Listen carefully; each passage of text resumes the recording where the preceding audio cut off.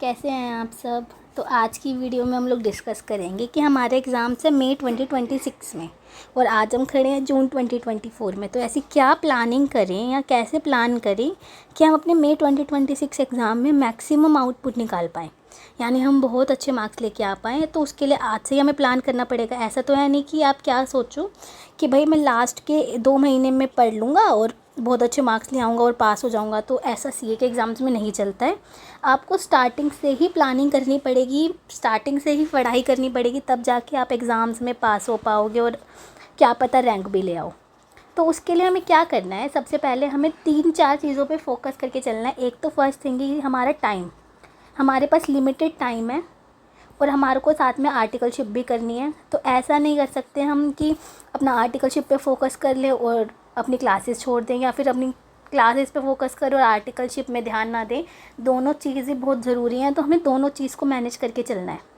रही बात आर्टिकलशिप की, तो आर्टिकलशिप में तो आप लोग सीख ही जाओगे।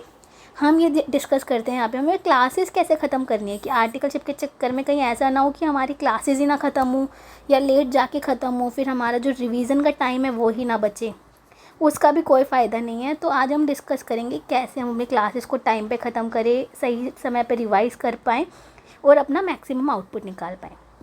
तो सिंपली हम देखिए, अगर आज हम जून 2024 में खड़े हैं तो अब हमारे पास टोटल 22 मंथ्स हैं, जिस 22 मंथ्स के अंदर हमें बहुत सारी चीज़ें करनी है, ठीक है। लेकिन इन 22 मंथ्स के अंदर जो 6 मंथ्स है ना, लास्ट के 6 मंथ्स, उसमें खाली हमें रिवाइज़ करना है। उस टाइम पे हम कुछ नहीं सोचेंगे एक्स्ट्रा, सिर्फ़ और सिर्फ वो 6 महीने हमारी रिवीजन के लिए होंगे। इसके अंदर हम 2 से 3 बार हर चीज़ की रिवीजन करेंगे, ताकि एग्ज़ाम टाइम पे हमारी चीज़ें जो हैं, जितना हमने पढ़ा वो सब हम पेपर पे उतार पाएँ। तो इसके अंदर सिंपली एक चीज़ है, अगर हम वो 6 महीने हटा दें तो आज हमारे पास बचे हैं टोटल 16 मंथ्स, कि इन 16 महीने के अंदर हमें 3 चीज़ें करनी है। एक तो अब आपको पता है कि एसपीओएम के एग्ज़ाम्स हो रहे हैं, तो हमें एग्ज़ाम्स भी देने हैं, उसकी क्लासेस भी लेनी है, उसके एग्ज़ाम्स भी देने हैं। दूसरी चीज़ एडवांस आईटीटी एमसीसीएस, ये तो सबको पता है कि अगर ये नहीं करी तो हम एग्ज़ाम्स के लिए एलिजिबल ही नहीं होंगे, ठीक है। थर्ड चीज़ इज़ हमारी क्लास, हमारी सारे सब्जेक्ट की क्लासेस भी तो ख़त्म करनी है। तो हमें ये 3 चीज़ें करनी है। तो देखते हैं कि क्या टाइम टेबल होना चाहिए, क्या शेड्यूल होना चाहिए हमारा, ताकि हमें सब कुछ बहुत बढ़िया तरीके से अचीव कर पाएँ। तो सिंपली देखो, मैंने ना एक टाइम टेबल या शेड्यूल कह लो, कुछ भी बनाया है। अभी हम खड़े हैं जून में, ठीक है। और जैसे अगर हमारा मई 2026 एग्ज़ाम है, तो मैं मान के चलती हूँ कि सब ने मैक्स टू मैक्स अपना अक्टूबर के अंदर रजिस्ट्रेशन तो करा ही लिया होगा, तभी आप मई 26 एग्ज़ाम के लिए एलिजिबल हैं। तो अक्टूबर से अब तक यानी हमारे हो गए लगभग अप्रोक्स 8 महीने, ठीक है। इन 8 मंथ्स में सब ने अपनी एफआर की क्लासेस तो ख़रीद ही ली होंगी, और साथ में कुछ बच्चे तो ऐसे होंगे जिन्होंने एफआर ख़त्म भी कर दिए हैं। तो यहाँ पे मैं उन बच्चों के लिए बात नहीं कर रही, मतलब उन्होंने कर लिया अच्छी बात है, बट अभी मैं मान के चलती हूँ मैक्सिमम बच्चों ने क्लासेस ख़त्म नहीं करी होंगी। तो जिन बच्चों ने अभी क्लासेस ख़त्म नहीं करी हैं या जिनने ख़त्म कर लिया है, वो अपनी एफआर रिवाइज़ कर लें एक बार, या फिर शेड्यूल को थोड़ा अपनी तरफ से मॉडिफाई कर ले। मैंने आपको बेसिक शेड्यूल बना के दिया है कि आप कैसे क्लासेस ख़त्म कर सकते हो और सब कुछ। तो सिंपली क्या करें, आप इन 2 महीने के अंदर फटाफट अपनी एफआर कंप्लीट करो जितनी भी बची है, क्योंकि एफआर सबसे बड़ा है। अगर ये कंप्लीट हो गई तो हमारा थोड़ा सा ना एक तरह से हमें रिलीफ़ होगा कि चलो यार कुछ तो ख़त्म हुआ, ठीक है। तो एफआर ख़त्म करो जैसे तैसे जुलाई तक, फटाफट क्लासेस लो, टाइम वेस्ट मत करो भाई, टाइम नहीं है बिल्कुल।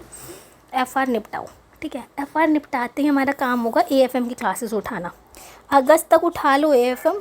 एएफएम में ना बहुत ज़्यादा नहीं है, लेकिन हाँ 3 मंथ्स तो आराम से लगेंगे तुम्हें एएफएम में, 3 मंथ्स तो लगने ही लगने हैं। तो फटाफट एएफएम उठाओ और कोशिश करो अक्टूबर तक एएफएम निपटा दो, ठीक है। अब एएफएम हो गई, एफआर हो गई तुम्हारी। जो नवंबर तक आओ, नवंबर में देखोगे तुम्हारी 2 सब्जेक्ट की क्लासेस हो चुकी हैं। बट तुम्हें पता है क्या लग रहा होगा, यार मैंने पढ़ तो लिया बट याद तो कुछ भी नहीं है, मुझे याद तो आ ही नहीं रहा मैंने क्या पढ़ा है। कहीं ऐसा ना हो कि मैं सारा पढ़ भी लूँ बाद में याद ना आए। तो भाई वो नॉर्मल है, देखो सबके साथ होता है।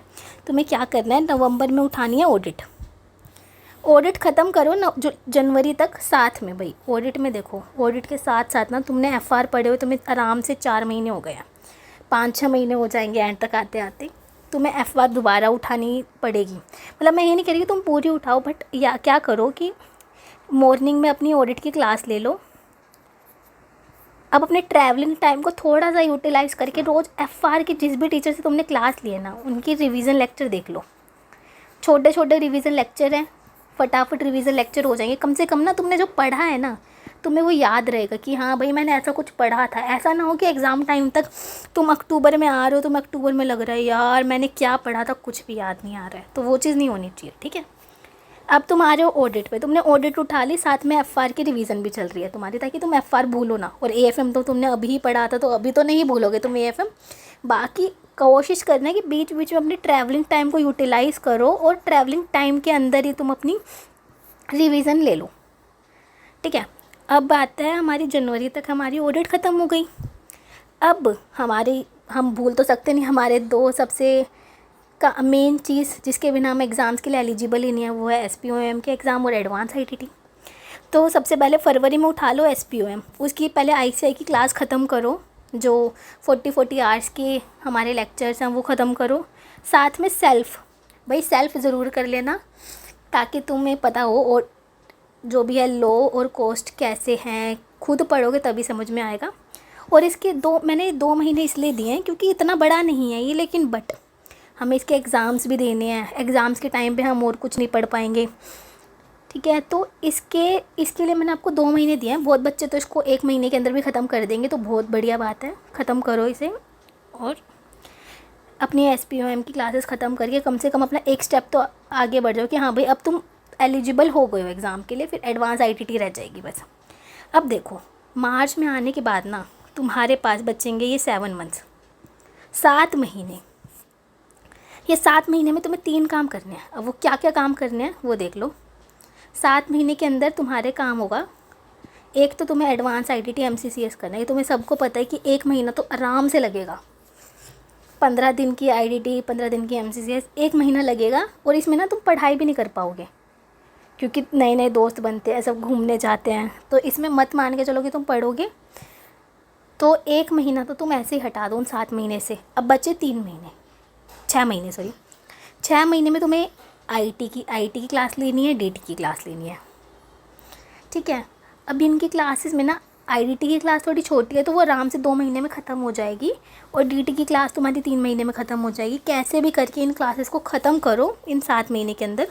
और हाँ, इस टाइम तक ना जिन बच्चों का 2 ईयर आर्टिकलशिप है उन सब की क्लास कहीं ना कहीं यहाँ पे आके आर्टिकलशिप ख़त्म हो चुकी होगी, या तो अगस्त, सितंबर, अक्टूबर।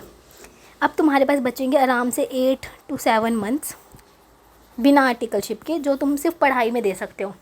तो अगर किसी बच्चे की क्लास मान लो सितंबर में ख़त्म हो रही है, तो वो अक्टूबर में दोनों की क्लासेस फटाफट कर सकता है, उसके पास ज़्यादा टाइम होगा और बच्चों के मुकाबले। तो जिन की 2 ईयर आर्टिकलशिप है भाई, वो तो फटाफट अपना जितनी जल्दी हो सके क्लासेस ख़त्म करो और बस अपनी सेल्फ स्टडी में लग जाओ। ठीक है, यहाँ पे आके ना तुम्हारे पास तुम देखोगे तुम्हारा अक्टूबर तक मैक्स सारी क्लासेस हो जाएंगी अगर तुम इस टाइम टेबल के हिसाब से चले। ठीक है, अक्टूबर के बाद अब जो नेक्स्ट 6 मंथ्स है हमारे, नेक्स्ट 6 मंथ्स में हमें क्या करना है कि हमें सिर्फ़ और सिर्फ रिवाइज़ करना है, सेल्फ स्टडी करनी है। क्योंकि जितना तुमने ऊपर पढ़ा है ना वो सब तुम्हें कहीं ना कहीं तुम्हारे दिमाग के कोने में स्टोर तो है, बट अगर तुमने ये चीज़ नहीं करी रिवीज़न और सेल्फ स्टडी, वो उसी कोने में स्टोर रह जाएगा। एग्ज़ाम के टाइम पे तुम्हें वो याद नहीं आएगा। और हमारा सब कुछ जो है ये एग्ज़ाम के लिए है, तो सबसे बड़ी चीज़ है कि तुम्हें ये चीज़ ज़रूर करनी है। ठीक है, और बस ये ऐसे ही आपका ख़त्म हो जाएगा और सब कुछ बहुत अच्छी तरह काम हो जाएगा। ठीक है गाइस, तो आपको सिंपली मेरा ये छोटा सा शेड्यूल है उसे फॉलो करते चलना। और अगर आपको और डिटेल्ड चीज़ें जाननी है कि कैसे हम क्लासेस के दौरान रिवाइज़ करें, कैसे हम FR की रिवीजन करें, मैं आपको उसका भी ढंग से बताऊंगी कि आप क्या शेड्यूल ले सकते हो। ऑडिट की क्लासेस के साथ FR कैसे रिवाइज़ कर सकते हो। ठीक है, FR के अंदर क्या क्या इंपॉर्टेंट पॉइंट्स हैं, और मैं इनकी ना सिंगल वीडियोस भी बनाने वाली हूँ। जैसे कि FR के अंदर हम एक इंडेक्स डिस्कस करते चलेंगे कि कैसे इंडेक्स 101 क्या है, इंडेक्स 101 के अंदर क्या क्या है। बहुत शॉर्ट समरी मैं सोच रही हूँ बनाने के लिए। अगर आप सबको ऐसा चाहिए तो प्लीज़ ज़रूर कमेंट करना। ठीक है, ओके, बाय बाय एवरीवन।